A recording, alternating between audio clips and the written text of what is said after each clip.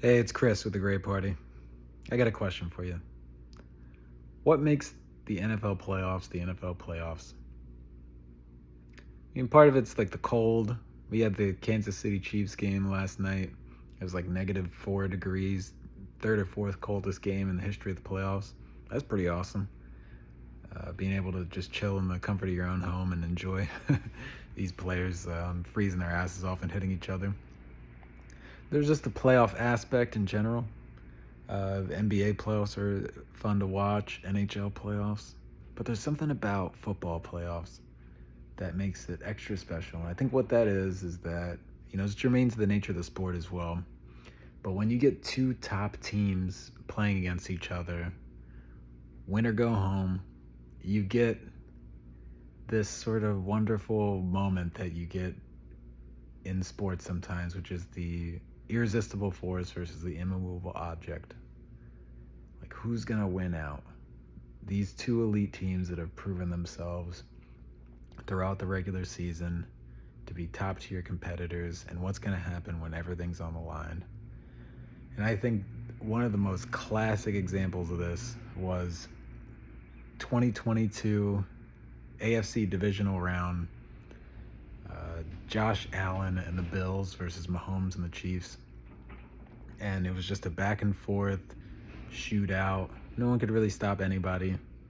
But finally, Mahomes gets the ball. I think it's a touchdown to Gabe Davis that puts the Bills up by 3 points. And Mahomes gets the ball with 13 seconds left. And there's an amazing kind of quote that came from this where his coach Andy Reid tells him, hey, when times are grim, be the Grim Reaper. Mahomes drives down the field, they kick a field goal, sends it to overtime, and the Chiefs end up winning. One of the most amazing moments in sports I've ever witnessed. It really was truly beautiful. But what the prerequisite to that was, having two quarterbacks at the top of their game and two solid teams at the top of their game matching up. And the value you get from it is just seeing this beautiful moment, this amazing moment of, one team overcoming the odds and not freaking out. They're down 3 points. They don't freak out. They stay calm. They execute, and they end up winning the game. You see that element a lot in boxing, too, where it's another one of my favorite sports, where guys just, like, the classic examples, Diego Corrales and Jose Luis Castillo, when Castillo's just, like, whooping this guy, and into the ninth and then the 10th round, he drops Corrales, and then Corrales withstands that punishment and comes back and wins. What a lesson to learn about life, man. It's because life's a little bit like that. But the reason why this is a great party video, because the content of my channel, it's a lot of complaining about the internet, complaining about entertainment.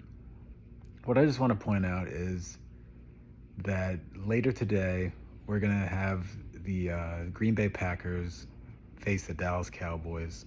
I'm obviously going to be watching this and excited because I just put the Cowboys against anybody and I'll root against them. Put the Cowboys against, like, Wichita State and I'll watch just to root against the Cowboys. But the problem is that the Cowboys are the second seed. They've proven themselves to be one of the best teams in the NFC. And the Packers snuck into the playoffs with the poop spot, number 7. Now, if you're young and you haven't been paying attention, there used to not be a number 7 seed. There used to be only 6 teams that made it to the playoffs. The top 2 teams in the conference would get a bye, and the wild card weekend, the other 4 teams would duke it out. And then the next round would be the divisional. There'd be 4 teams left in each conference, and it goes from there. Starting in 2022, they added a 7th seed. The Eagles actually had the 7th seed in the NFC that year. And we got destroyed by Tom Brady and the Bucs because we didn't belong in the playoffs. The 7th seed doesn't belong in the playoffs. The number 2 seed versus the 7th seed is not playoff football. It's not the irresistible force meets the immovable object. It's something that they just threw in so people could watch. And because gambling's legal now, most of the excitement's going to be completely not related to the actual contest, which won't even be close. We've had 4 second seed versus 7th seed games so far in the playoffs, and the 7th seed has not won a single one. And I don't expect that to change when the Cowboys destroy the Packers, and then on Monday, the Bills destroyed the Pittsburgh Steelers. It's not competitive football. And what makes me sick is that it's just watering down the product. That's all it is. I'll tell you, just as a quick aside, like my first job, I was an 80s baby, so this would have been like 1998, 1999. My first job, I was 14 years old, and right when I turned 14 years old, I was legal to work in the state of New Jersey, and I got a job at the McDonald's. So I was working at the McDonald's. I love McDonald's food, still do, guilty pleasure.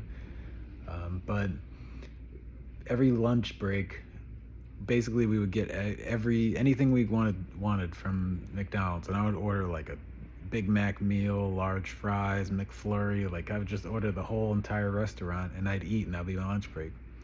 But over the course of a few years I worked there, the rules just got a little stricter and a little stricter. And by the end, you just had a certain set of approved, like medium-sized meals, and that would be your lunch. And that's, man, I love, as much as I complain about the internet, capitalism in general, like I love capitalism. I love the results of it. But the problem is that inevitably, if you're a business trying to make more money, you're ultimately just going to find ways to water down your product and over time just squeeze more and more of a margin off of it. And that's what's happening with this football. They're going to, at 4:30 in about an hour, the NFL is going to have some announcers that they pay come on the TV and tell you that you're about to witness playoff football. But it's not going to mean the same thing as what it meant 20 years ago to watch playoff football. Not in the second seed versus the 7th seed. You're going to have to wait until next round or the next round after that to actually watch playoff football.